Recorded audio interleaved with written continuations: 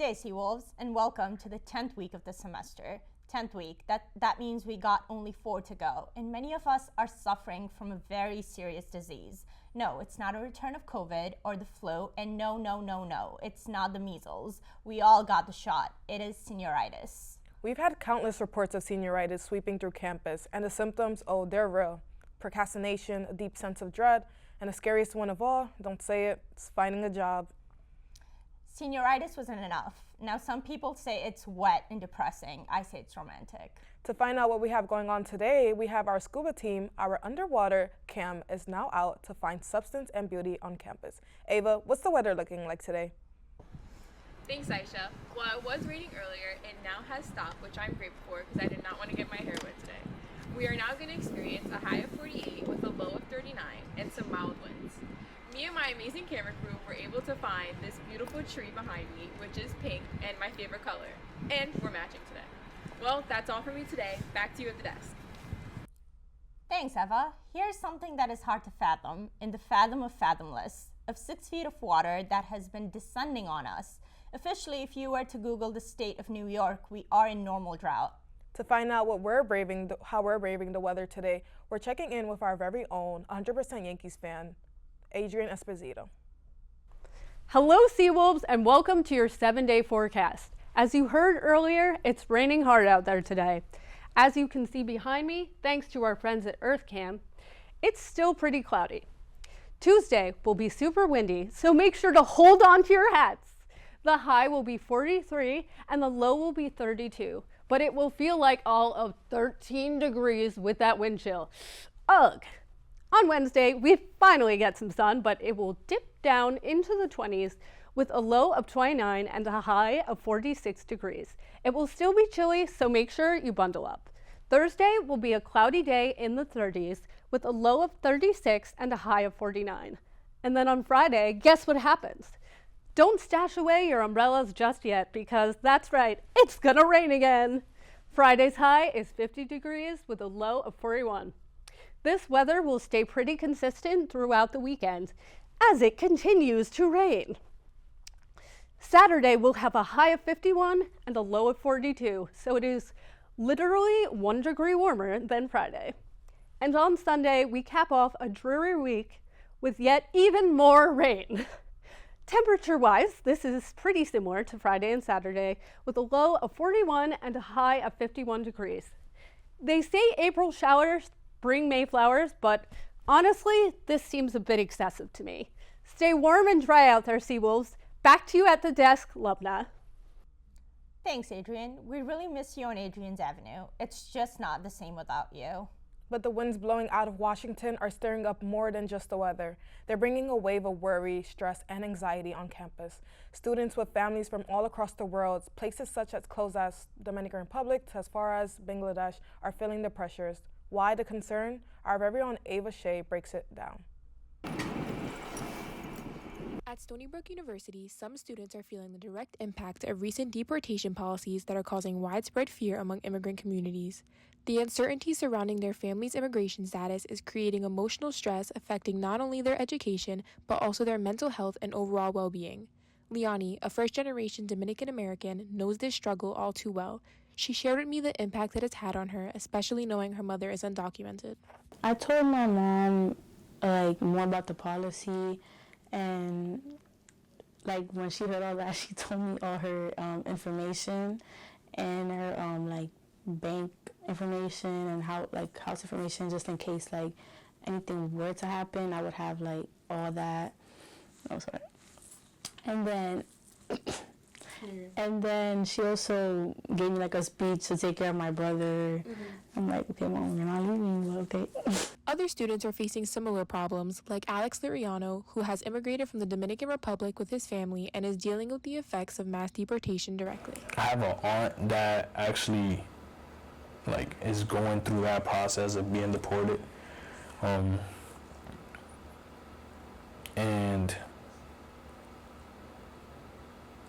it's just been hard because she's still in the States, but she'll probably soon be sent back to DR and stuff.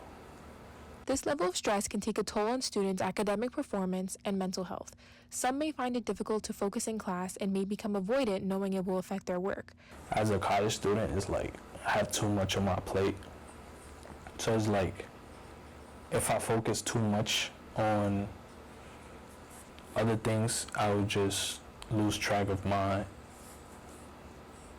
like school and stuff. So I really try not to think about that. While others worry about whether they can even remain on campus or have to go home and take care of their families. I kind of am distracted, but then there's moments that I see like videos on social media, and I just think, what if that was me? Like, how would I react? How can I help? Like, sometimes you feel helpless because you're not a part of the government, you're not president. And with Stony Brook's large international student population, concerns extend beyond undocumented families. According to 2024 statistics from NextGen Admin, there are about 1,500 international undergraduate students at Stony Brook. For these students, visa uncertainty adds another layer of anxiety. Given the number of students impacted, I reached out to President McCormick for an interview to discuss how the university plans to respond if ICE were to seek student information or access to campus. While he declined a direct interview, he did address this issue during a recent meeting. We have many international students, and we are extremely concerned for them. So far, nothing has happened that will endanger them, but that doesn't guarantee that nothing will. If someone comes onto our campus and says, "Can we have a list of your undocumented students?" The answer is no, we don't have it. We do not have that information, and so they won't get it. If someone comes onto our campus and says, "We have an administrative warrant to arrest such and such a student who's here on a visa that's expired," or something like that, the answer is no. We'll not accept that. A judicial warrant, yes. Administrative warrant, no. And if anyone comes to you with either kind of a warrant, the first thing you should do is call the Stony Brook University Police.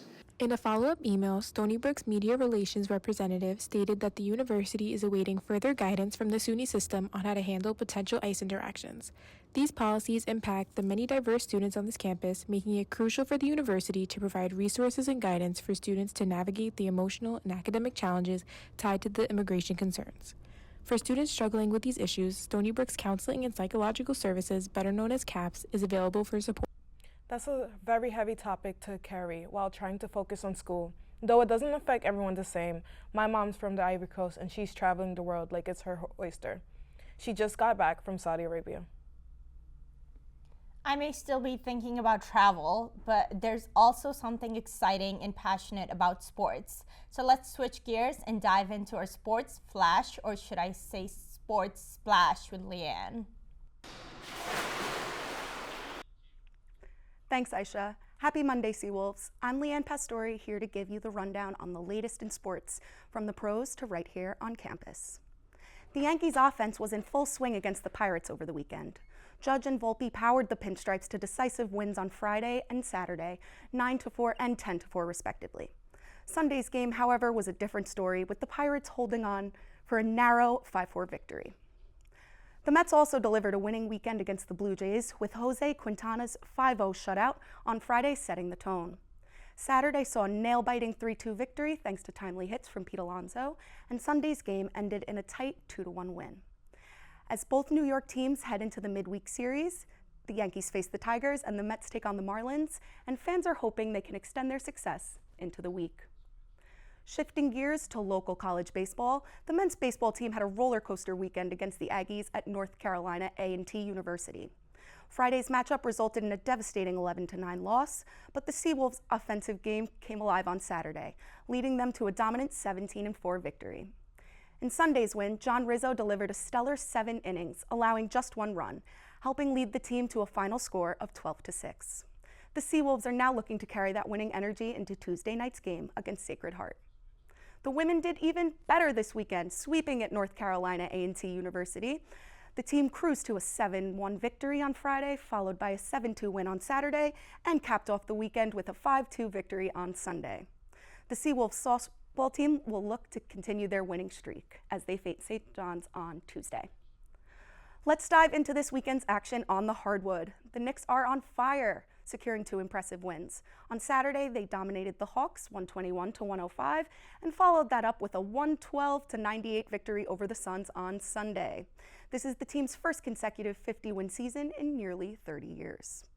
They look to keep that momentum going as they face the Celtics tomorrow night.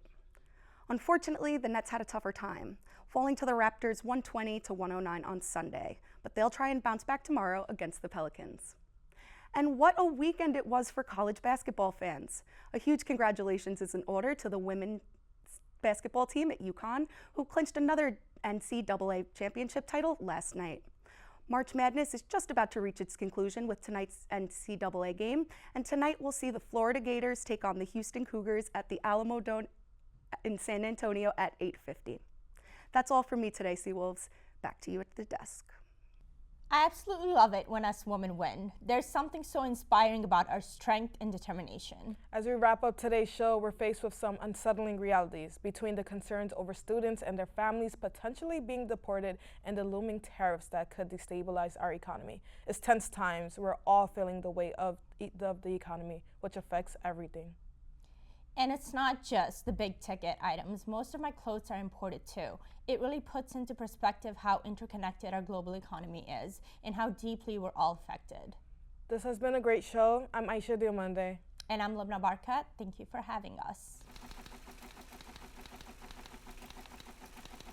This is The Big Show.